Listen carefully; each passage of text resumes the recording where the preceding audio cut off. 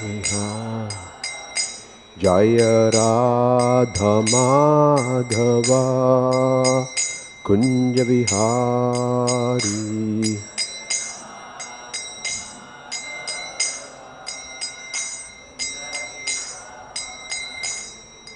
Gopi Jana Vallabha Girivaradhari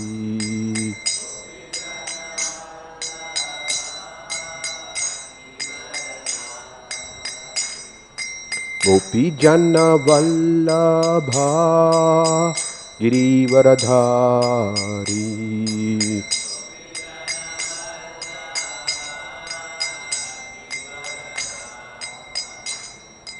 Yashodanandana Vrajajana Ranjana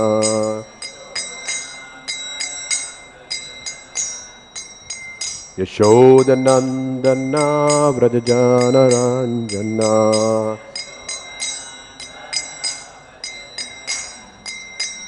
Yamunatira Vanachari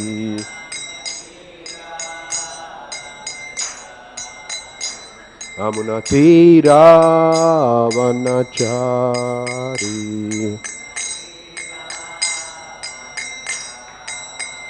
Jaya Radha Madhava Kunja Vihari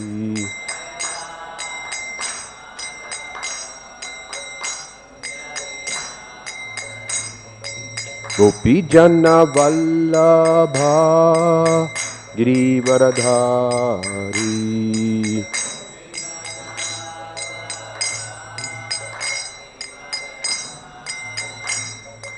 Yashodanandana Vrajajana Ranjana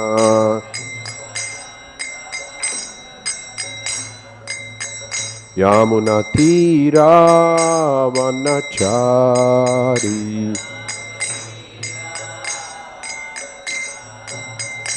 Jaya Radha Madhava Kunja Vihari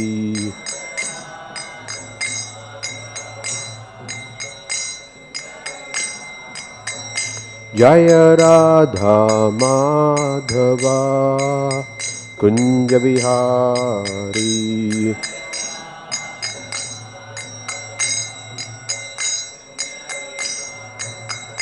Jaya Radha Madhava Kunja Vihari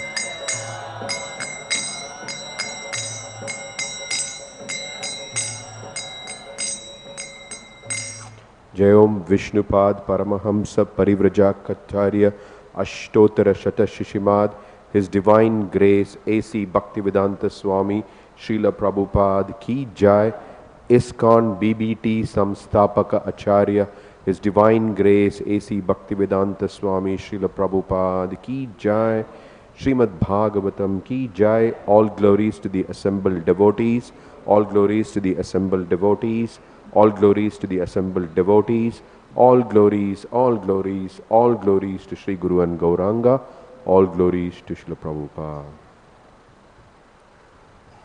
Om Namo Bhagavate Vasudevaya. Om Namo Bhagavate Vasudevaya. Om Namo Bhagavate Vasudevaya. Narayanam Namaskritya Naranchaiva Narottamam Devim Saraswatim Vyasam Tato Jayamudiraye Nashtaprayeshu Abhadreshu Nityam Bhagavata Sevaya Bhagavati Uttama Shloke Bhaktir Bhavati Naishtiki So this morning we are reading from Srimad Bhagavatam, Canto 3, Chapter 15, titled Description of the Kingdom of God, text 39. kṛtsna-prasāda-sumukhaṁ spṛhaṇīya-dhāma snehāvaloka-kalayā hṛdi saṁspṛśantam śyāme pṛthāv urasi śobhitayā śriyā svaś cūḍā-maṇim subhagayantam ivātma-dhiṣṇyam kṛtsna-prasāda-sumukhaṁ spṛhaṇīya-dhāma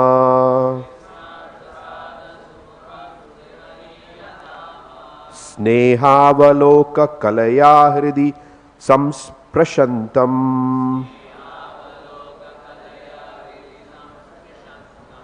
śyāme pṛthāv urasi śobhitayā śriyā svaś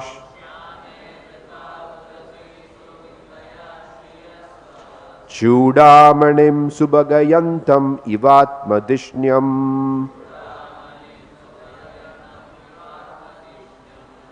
kṛtsna-prasāda-sumukhaṁ spṛhaṇīya-dhāma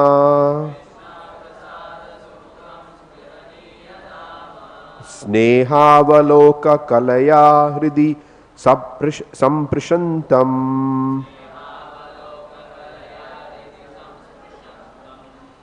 śyāme pṛthāv urasi śobhitayā śriyā svaś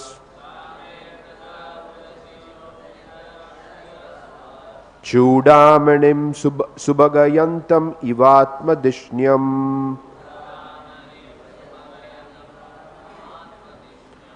kṛtsna-prasāda-sumukhaṁ spṛhaṇīya-dhāma snehāvaloka-kalayā hṛdi saṁspṛśantam śyāme pṛthāv urasi śobhitayā śriyā svaḥ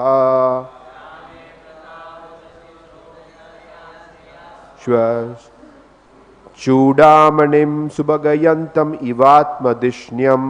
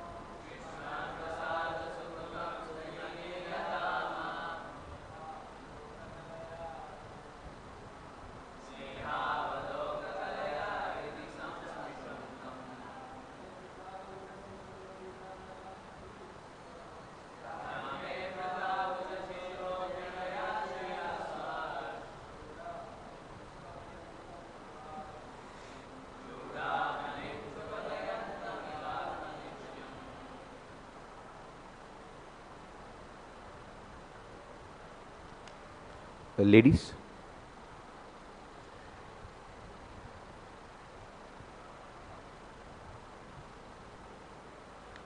Okay. Kṛtsna-prasāda, blessing everyone. Su-mukham, auspicious face. spṛhaṇīya, desirable. Dhāma, shelter. Sneha, affection. Avaloka, looking upon. Kalayā, by expansion. Hṛdi, within the heart. saṁspṛśantam, touching. śyāme, unto the Lord with blackish color. pṛthau, broad. Urasi, chest. śobhitayā, being decorated. śriyā, goddess of fortune. svaḥ, heavenly planets. cūḍā-maṇim, summit. subhagayantam, spreading good fortune. like. ātma, the Supreme Personality of Godhead. dhiṣṇyam, abode. Translation and purport by His Divine Grace A.C. Bhaktivedanta Swami Srila Prabhupada. Jai Srila Prabhupada. The Lord is the reservoir of all pleasure. His auspicious presence is meant for everyone's benediction, and His affectionate smiling and glancing touch the core of the heart. The Lord's beautiful bodily color is blackish, and His broad chest is the resting place of the goddess of fortune, who glorifies the entire spiritual world, the summit of all heavenly planets. Thus it appeared that the Lord was personally spreading the beauty and good fortune of the spiritual world.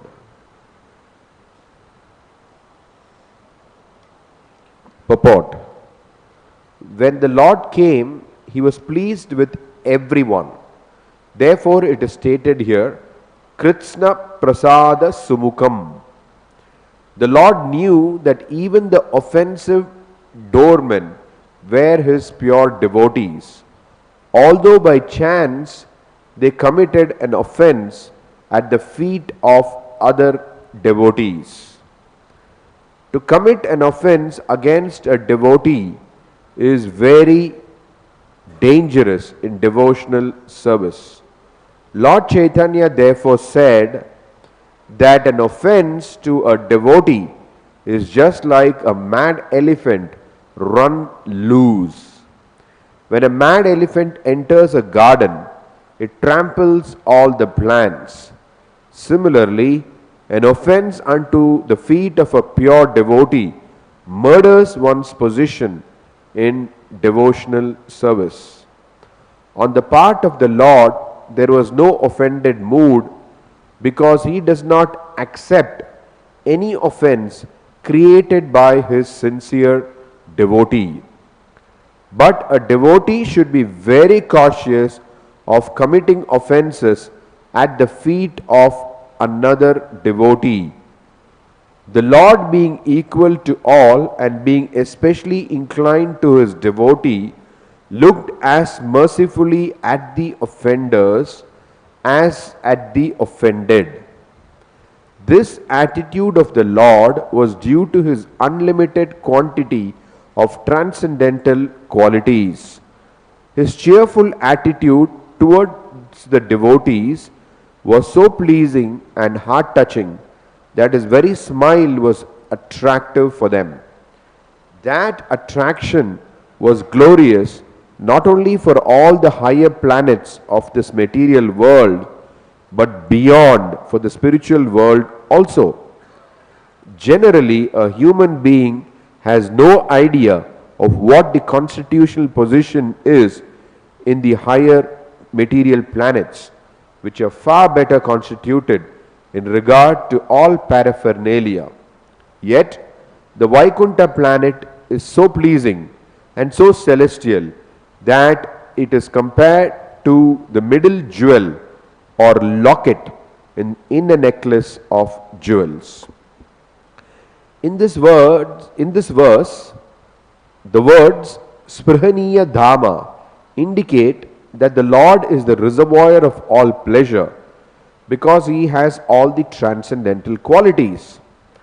Although only some of these are aspired for by persons who hanker after the pleasure of merging in the impersonal Brahman, there are other aspirants who want to associate with the Lord personally as His servants. The Lord is so kind that He gives shelter to everyone, both impersonalists and devotees. He gives shelter to the impersonalists in His impersonal Brahman effulgence, whereas He gives shelter to the devotees in His personal abodes known as the Vaikunta lokas. He is especially inclined to His devotee. He touches the core of the heart of the devotee simply by smiling and glancing over him. The Lord is always served in the Vaikunta Loka by many hundreds and thousands of goddesses of fortune, as stated by the Brahma Samhita, Lakshmi Sahasra Shatashambrahma Sevyamanam. In this material world, one is glorified if he is favored even a pinch by the goddess of fortune. So we can simply imagine how glorified is the kingdom of God in the spiritual world, where many hundreds and thousands of goddesses of fortune engage in direct service of the Lord. Another feature of this verse is that it openly declares where the Vaikunta Lokas are situated. They are situated as the summit of all heavenly planets, which are above the sun globe at the upper limit of the universe and are known as Satyaloka or Brahmaloka. The spiritual world is situated beyond the universe. Therefore, it is stated here that the spiritual world, Vaikunta Loka, is the summit of all planetary systems.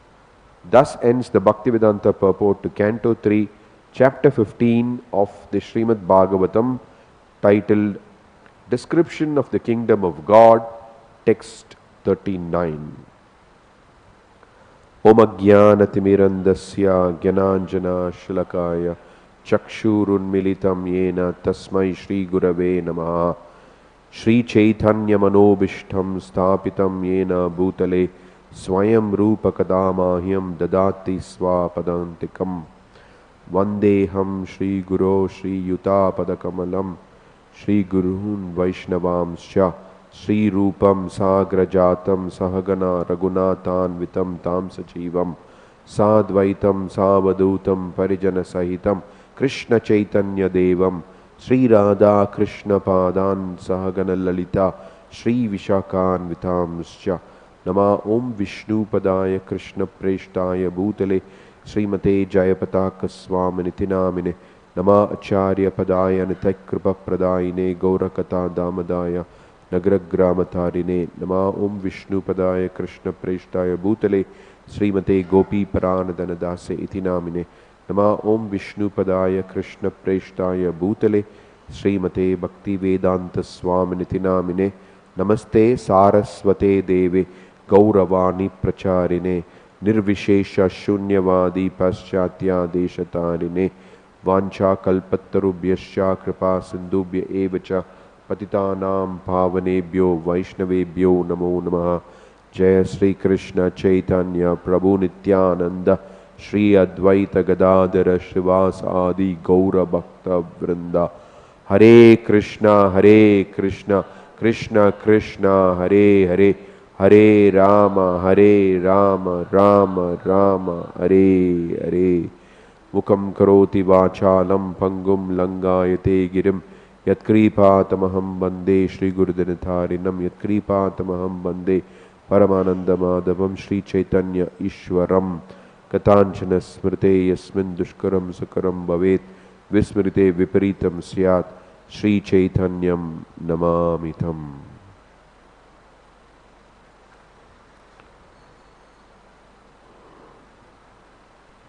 So here in this verse, the translation and elaborated upon by Srila Prabhupada, we see how his auspicious presence is meant for everyone's benediction, and his affectionate smiling and glancing touch the core of the heart. So we saw in the previous verse also that meditators who are very fortunate can see the Vishnu form of the Lord within their hearts by following the yogic process. But to see him face to face is a different matter. That is possible only for pure devotees. So, here the Lord appears before both the gatekeepers and the Kumaras. So, in the previous verse it is explained that only those who are elevated in love of God always see Shyama Sundara, the Supreme Personality of Godhead within their hearts, but when they are mature, the same God is visible before them face to face. So here the context that we are discussing is pure devotees. Pure devotees, those who, the Kumaras have entered Vaikuntha and the doorkeepers are already in Vaikuntha. So the context of this particular discussion is about jivas who have already perfected their lives. So this verse is not referring to sadhakas. The context of the discussion is about those who have already perfected their lives. So here we see that immediately after stating that the Lord is pleased with everyone, the Lord knew that even the offensive doormen were his pure devotees. Then Srila Prabhupada goes on to explain, to commit an offense against a devotee is very dangerous in devotional service. Lord Caitanya therefore said, an offense to a devotee is just like a mad elephant runs loose, just like a mad elephant run loose. When a mad elephant enters a garden, it tramples all the plants. Similarly, an offense at the feet of a pure devotee murders one's position in devotional service. So very strong words about the dangers of committing offenses to the pure devotee. Now one thing that we need to note here is that for the offense that the Jaya and Vijaya committed, which Prabhupada refers to as by chance they committed this offense, because they are already pure devotees, and for which they had to take birth as non-devotees. In fact, they had to come to the material world. They were offered a chance, 7 births as devotees or 3 births as non-devotees. But they had so much eagerness to be with the Lord and serve the Lord that they chose 3 lives as non-devotees. So, so here we are talking about the chance offense committed by one pure devotee, or 2 pure devotees towards 4 pure devotees. So that is the context. So we should be careful not to extrapolate this within the realm of sadhana bhakti because in the sadhana stage of in sadhana bhakti, there are many stages, and we have to be careful that we have to reach the stage of prema. So we cannot take this verse and say, look, the Lord is, what does it say? The Lord is pleased with everyone.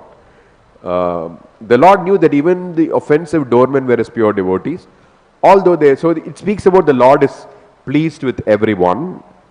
So we cannot extrapolate this and say, no, it doesn't matter. Even if we commit an offense, the Lord is anyway pleased with everyone.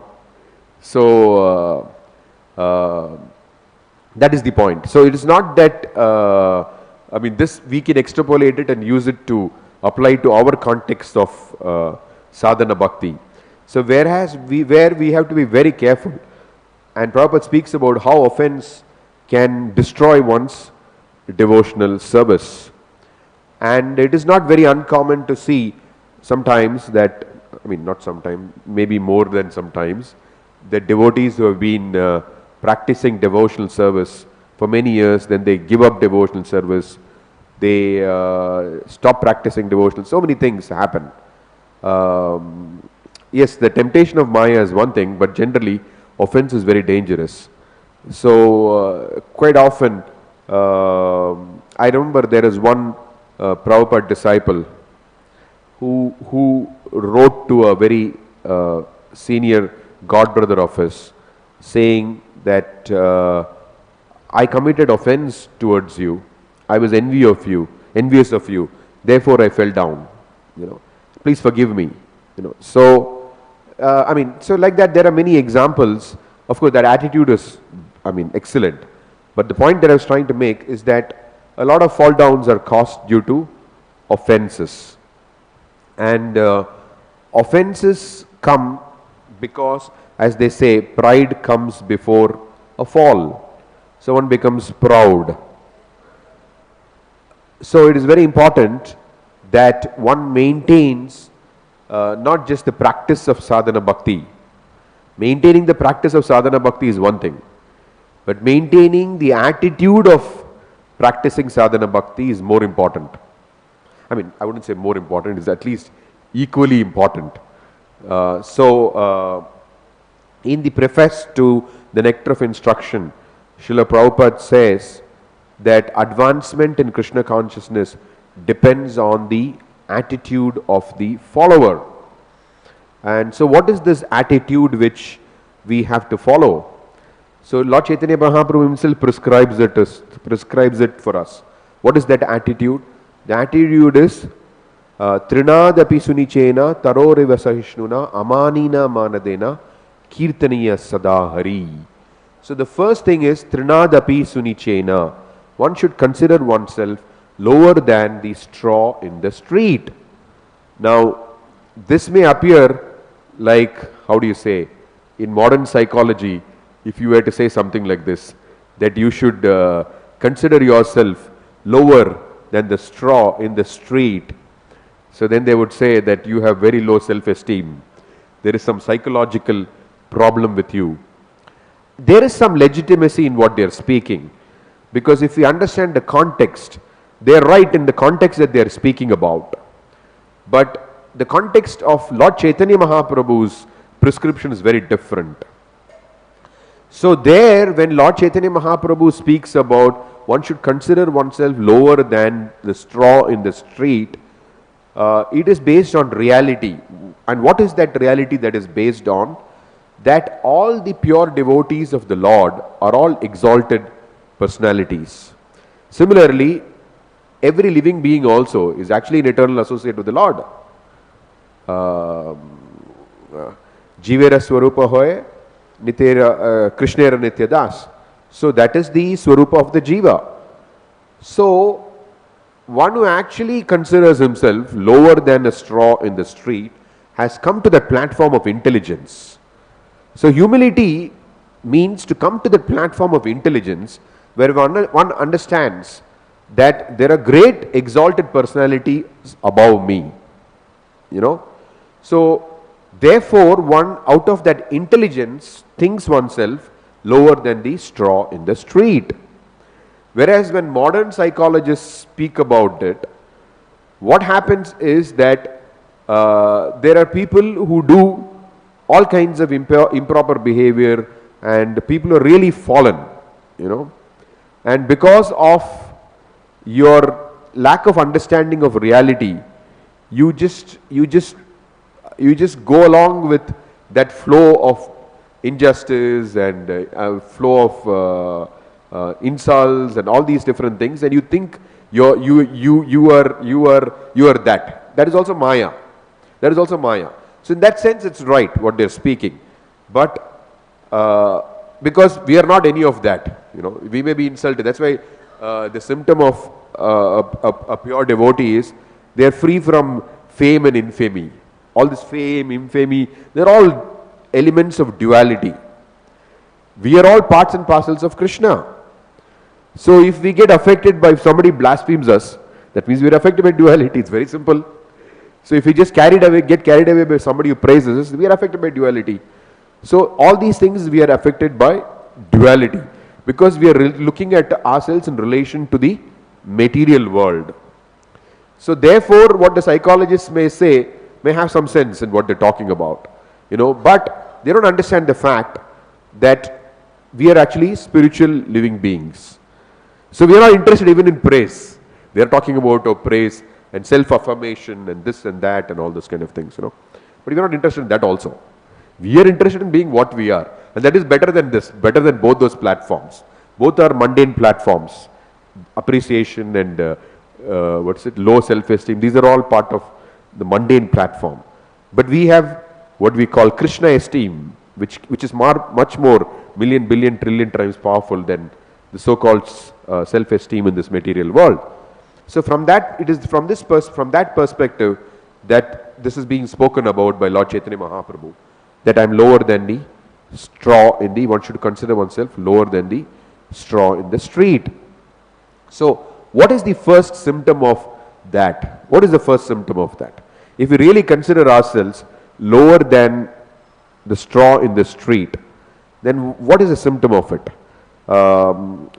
When His Grace Gopi-Parandan Prabhu left his body, there were glorifications about him.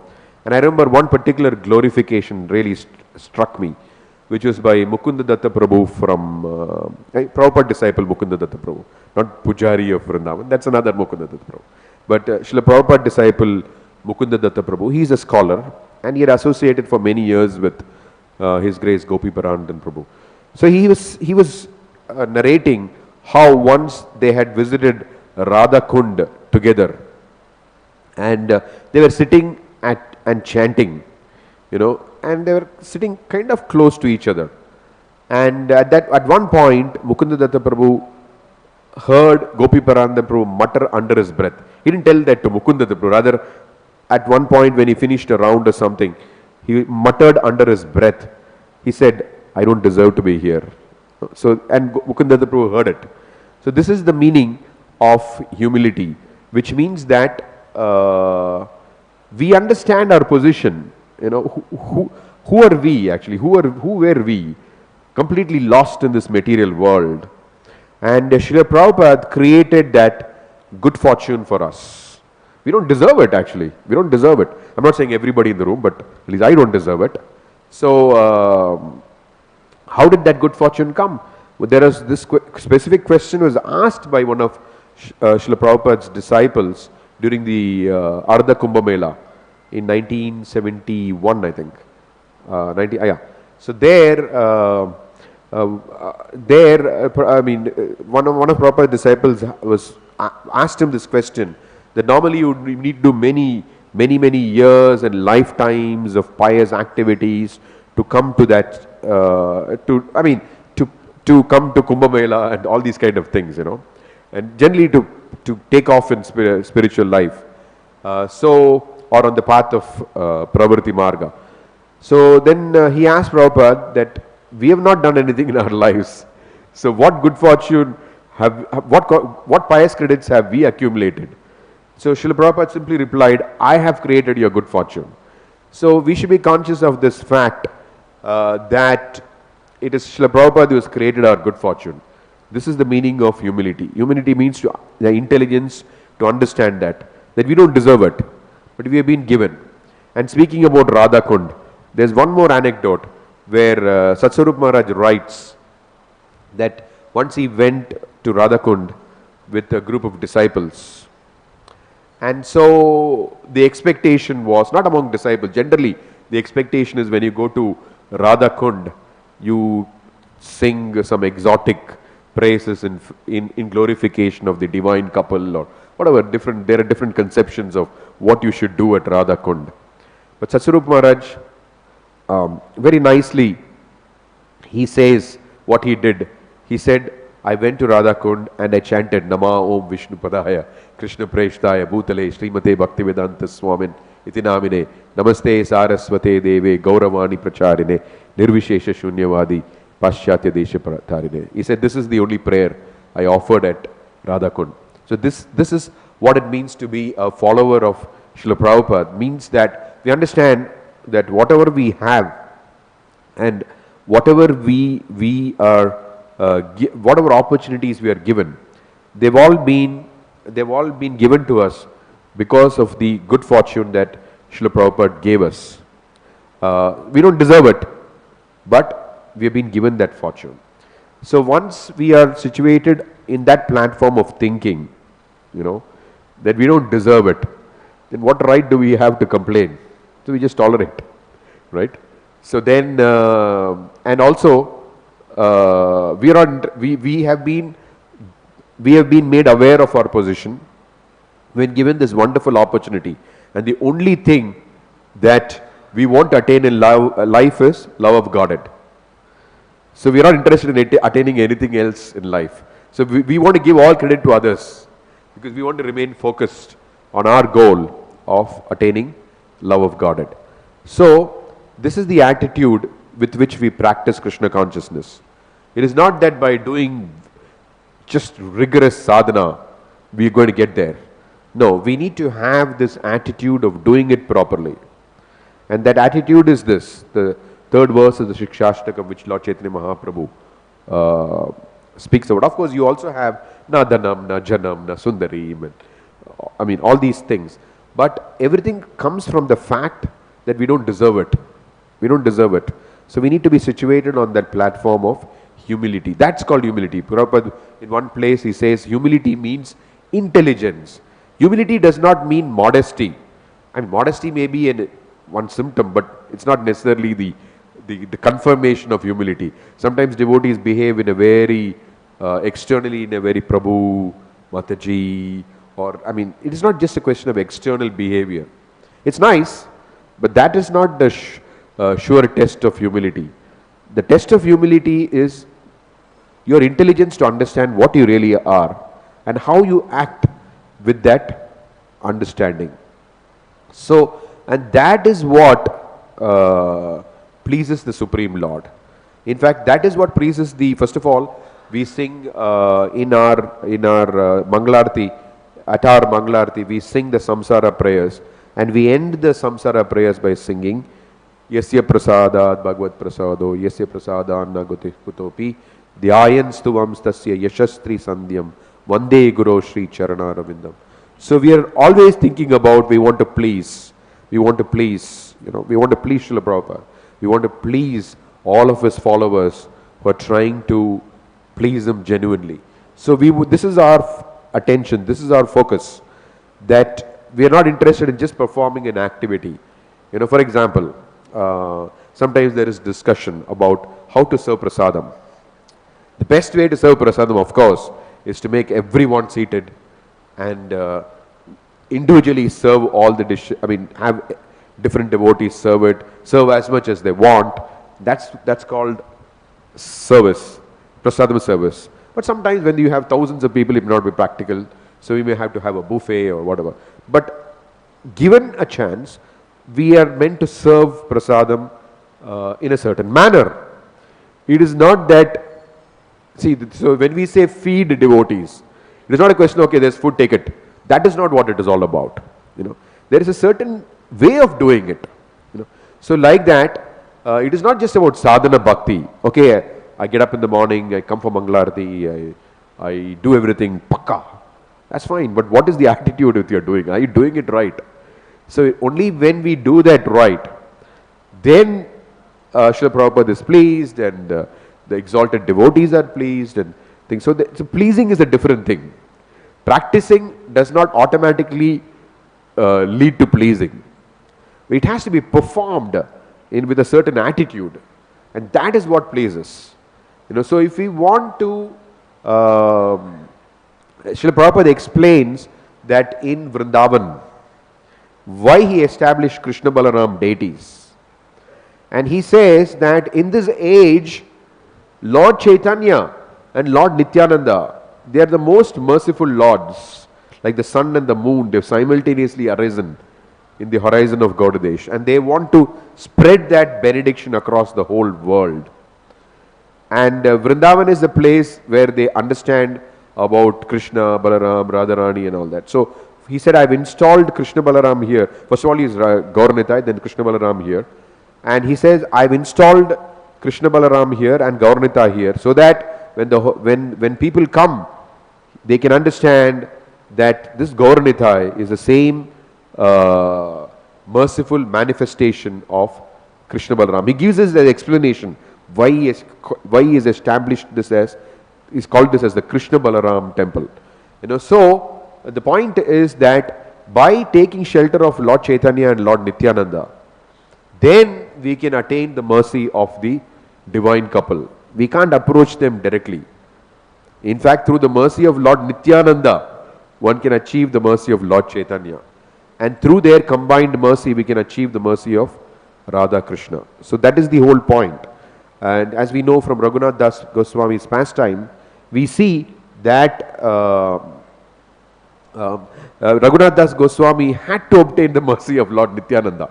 I mean, that was a pastime, but nevertheless, it is an instructive pastime for all of us, that one has to obtain the mercy of Nityananda, Lord Nityananda. And Lord Nityananda is the Adi Guru. So sometimes we wonder, just sometimes some devotees wonder that should we take shelter of Lord Nityananda or should we take shelter of Srimati Radharani? What is the connection? The connection is no. We are supposed to take shelter of Lord Nityananda. And when Lord Nityananda will recommend us to Lord Caitanya, and together they will recommend us to Srimati Radharani. So when we say we should get the merciful glance of Srimati Radharani, how are you going to get that? That is by pleasing the Guru Parampara, by pleasing Lord Nityananda, pleasing Lord Caitanya. And without their mercy, we cannot get the merciful glance of Srimati Radharani. So we approach Srimati Radharani, definitely. Not that we don't, but we approach like this. That's the point. And through her, we get the mercy of Krishna. So we want all of them to smile upon us. And all of them will be pleased and will smile upon us, provided we practice Krishna consciousness with the proper attitude. Otherwise, as Prabhupada says, one can practice for millions of years. One can chant for millions of years. But Krishna Prema, that's a different thing altogether. So to attain Krishna Prema, that attitude is very, very important. For example, the Mayavadis, they are very strong and very austere. What is their attitude? I'm God. So that's what they get. So even in pure devotional service, what you get depends on their attitude, actually. So if you want to attain Prema, then we have to practice Krishna consciousness with a certain attitude. Like Srila Prabhupada explained to His Holiness Jayapataka Maharaj, that he said, I've given you the kingdom of God. You can now develop it and enjoy it. But he said that if you develop it, means if you develop and enjoy means you develop it for the enjoyment of Krishna, then you can enjoy. That's the meaning. But if you develop it for your own enjoyment, then Prabhupada said that is the result that you will get. So we may be practicing devotional service, but if we perform it for our own gains, that's what we'll get. That's all. But we won't get a Krishna Prema. So that's very, very important. And to be free from offenses, which Prabhupada is speaking about, we should be careful not to perform devotional service for our benefit. So if we try to perform devotional service for our own benefit, which means ulterior benefit, motive.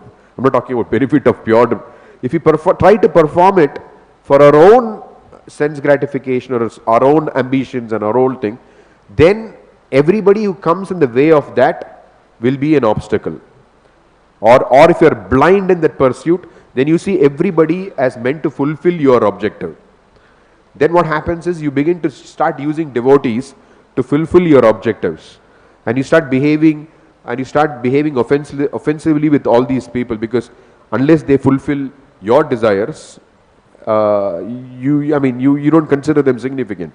So like that, the whole problem comes because of the wrong attitude. So if we have the right attitude, that we don't deserve this, we are lower than the straw in the street, then we practice Krishna consciousness with the proper attitude. That's why Chaitanya Mahaprabhu says, Kirtaniya-sadahari.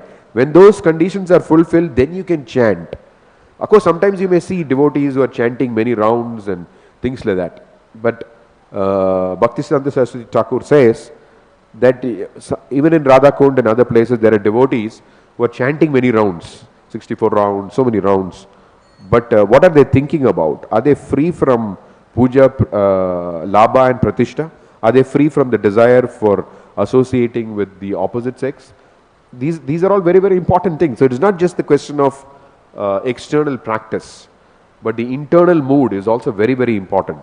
And a combination of this leads to advancement in Krishna consciousness, steady advancement, rapid advancement leading to Krishna prema. So that's very important. And on that note, I'll end with a small clarification. I remember last time after I gave the class, somebody asked me, what actually did you say about offenses and things like that, So especially about children in our movement, what exactly did you say?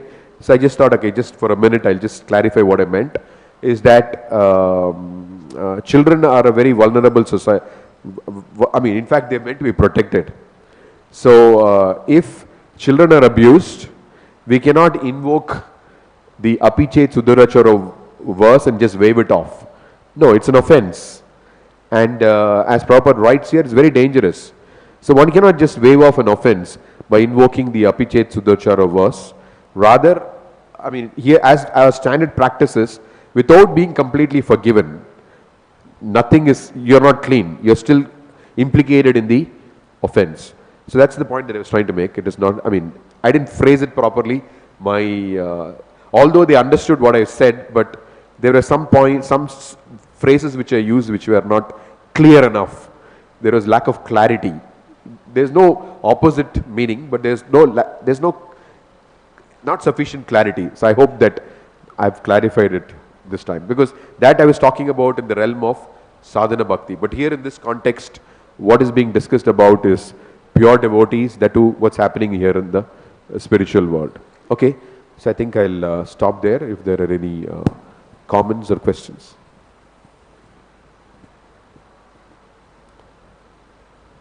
Yes, much. Hare Krishna.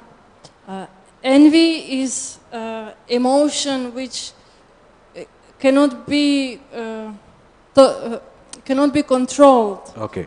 And but it is also offense. So how is it that something is offense which is out of control? Okay, it's a good point. So what Mataji is saying is that there are different emotions which we experience while we practice Krishna consciousness, and some of those emotions are not favorable, and it may be even offensive. So how do we reconcile with that? So in English there is this phrase responsibility. It comes from two different phrases. One is response and one is ability.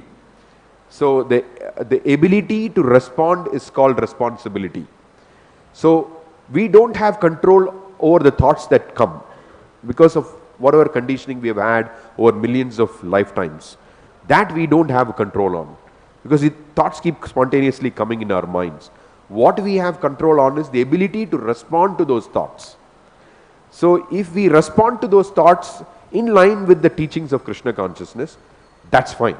That's why in Kali Yuga, just the thoughts themselves are not considered offensive. But how we respond to that thought is very important, because the thoughts are not generated by us. Because quite often we end up feeling bad, oh, I had this thought. But the thought is not generated by us. We are not the mind. Just like we are not different, we are different from the body, we are also different from the mind. So even if a sinful thought or whatever offensive thought comes to our mind, the first thing that we need to do is, this is not me, this is not coming from me, the mind is talking something. Me means I have to respond to what the mind is doing, you know. So that is me. So the mind is not me. So we don't have to feel guilty that the mind brought up some thought. You know, okay, I mean, in the sense, okay, ultimately it's because of my past sinful activities, whatever. But it's okay. Not it's okay, but in the sense that, okay, we have a solution to this. Solution. So we don't have to feel, oh, what is this? We don't have to feel depressed or something. This is, okay, Krishna is promising, okay, I'll take care of it, provided you take care of it.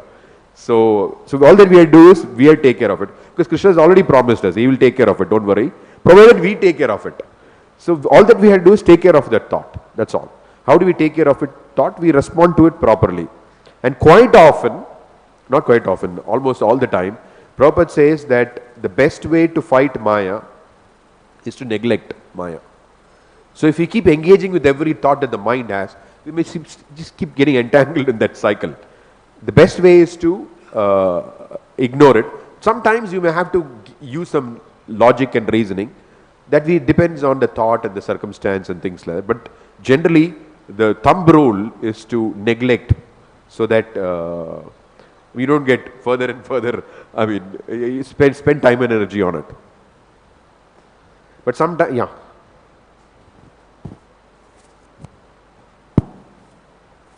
Hare Krishna. Thank you, Prabhuji, for the class. I had heard this before also, and in last class, His Holiness Bhakti Prachar Parivarjak Maharaj, he also confirmed that this platform of Trinadapi Sunichena is a platform of Nishtha.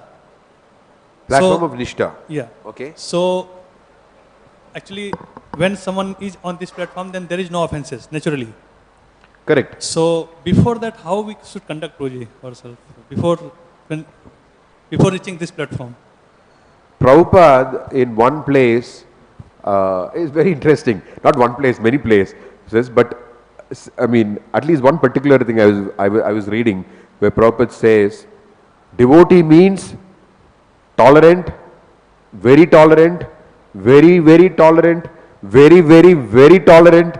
Then he says tolerant to the utmost.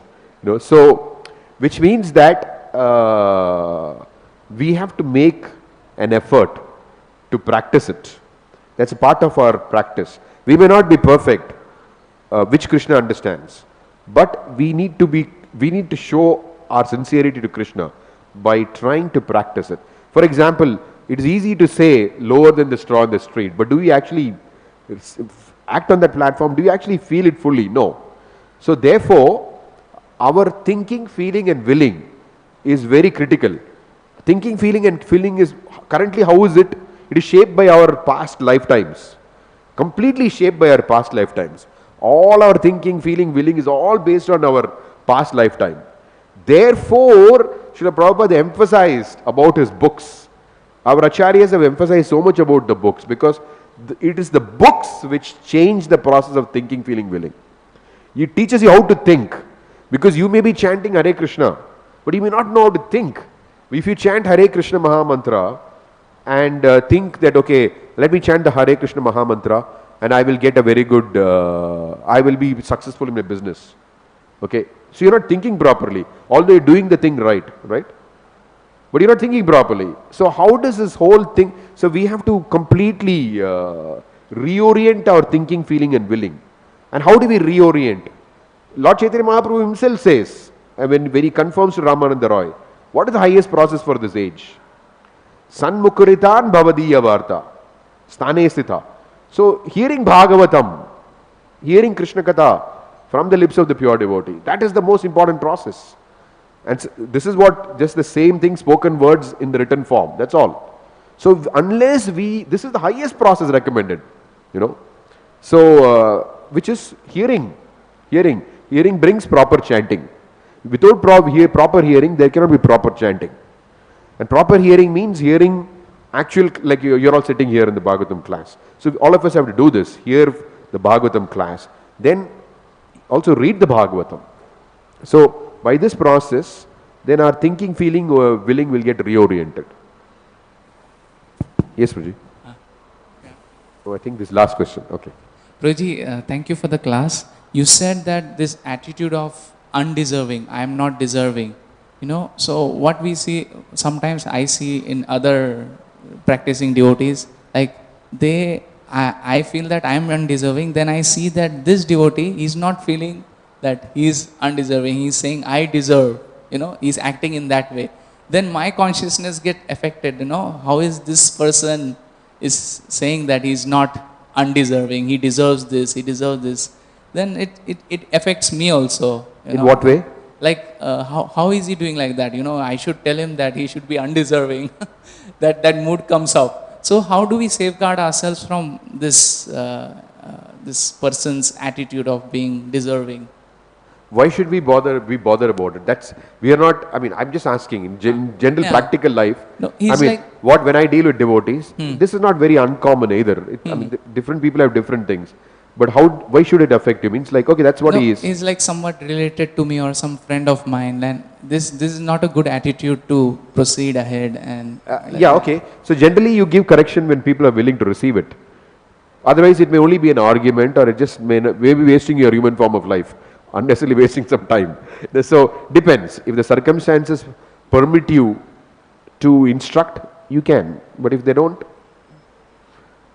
just go on, ignore. That's it. Okay. So thank you very much. Srimad Bhagavatam ki jai, Srila Prabhupada ki jai. Nitai Gaur Premanande.